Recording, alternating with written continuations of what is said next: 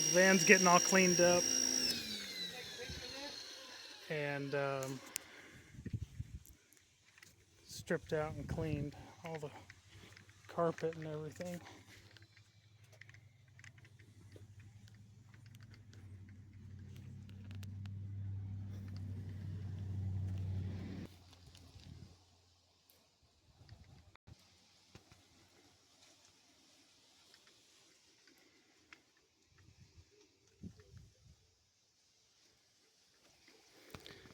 So that'll be cleaned up here shortly.